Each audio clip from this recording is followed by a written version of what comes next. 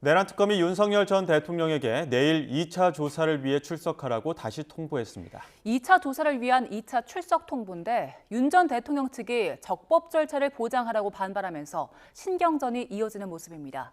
자세한 내용은 최재 기자 연결해서 알아봅니다. 이경국 기자. 네, 내란 특검이 있는 서울 고등검찰청에 나와 있습니다. 네, 특검이 윤 전 대통령에게 애초 오늘 출석하라고 통보했었는데 출석 일정을 하루 늦췄죠. 맞습니다. 특검은 윤 전 대통령 측에 2차 조사를 위해서 오늘 출석할 것을 통보했었습니다. 윤 전 대통령 측은 이에 방어권을 보장해달라면서 다음 달 3일 이후로 조사 일자를 변경해달라고 요청했습니다.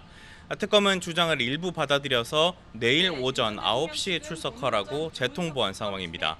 앞선 1차 조사에서는 비상계엄 당시 국무회의 의결 그리고 외환 혐의 관련 조사가 이루어졌는데요. 내일 2차 조사가 이루어진다면 체포영장 집행 방해 그리고 비화폰 정보 삭제 혐의 등에 대한 조사가 집중적으로 이루어질 전망입니다. 윤 전 대통령은 내일 출석한다는 입장입니까?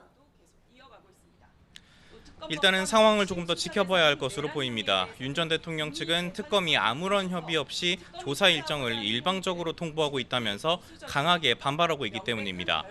또 윤 전 대통령 측 수시로 불러서 조사하겠다는 특검의 방침은 수사가 필요한 최소한도에 그쳐야 한다는 형사소송법의 기본 원칙에도 어긋난다는 입장을 밝혔습니다.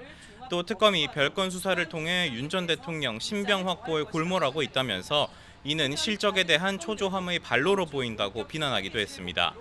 윤 전 대통령 측 오늘 오전 특검에 적법 절차를 지켜달라는 의견서를 낸다는 계획인데 이를 통해 내일 소환 요구에 응할지도 함께 확인될 것으로 보입니다.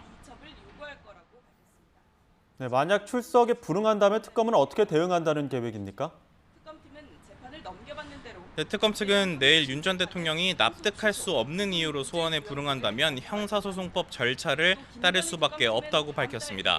윤 전 대통령에 대한 체포영장 재청구 가능성을 열어둔 것으로 풀이가 됩니다.